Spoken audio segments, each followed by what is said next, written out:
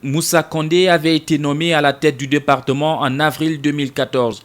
En arrivant à ce poste, le ministre sortant avait promis de mettre l'accent sur la promotion de l'investissement en misant sur des stratégies axées sur les résultats concrets pour relancer les secteurs de l'hôtellerie, du tourisme et de l'artisanat.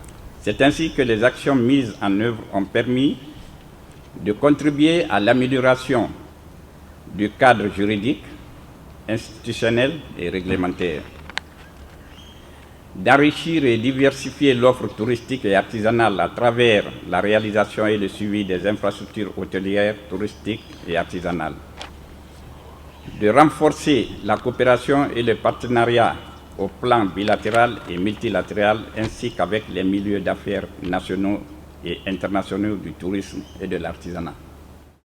Les actes posés par le ministre Moussa Condé depuis qu'il occupe cette fonction ont certes relevé le niveau des secteurs de l'hôtellerie et du tourisme. Mais cela ne suffit pas pour autant aux yeux de son successeur Ousmane Diallo qui place lui comme priorité la formation.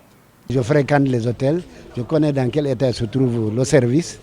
Il faut faire la formation, il faut donner, prendre, parce que ce n'est pas hôtelier qui le veut. Pour faire de l'hôtellerie, il faut avoir le cœur, il faut aimer le contact. On ne fait pas l'hôtellerie parce qu'on a échoué à tous ces examens. On fait l'hôtellerie parce qu'on veut, parce que c'est une question de conviction, c'est une profession comme les autres. Dans la foulée, la Corporation des artisans a remarqué que des discours éloquents des ministres n'ont pas suffisamment tenu compte de l'artisanat, un secteur porteur de croissance convoité surtout en milieu rural. Dans le domaine de l'hôtellerie, nous voyons des hôtels, le tourisme est en train de se mettre en place, mais l'artisanat, on en parle peu.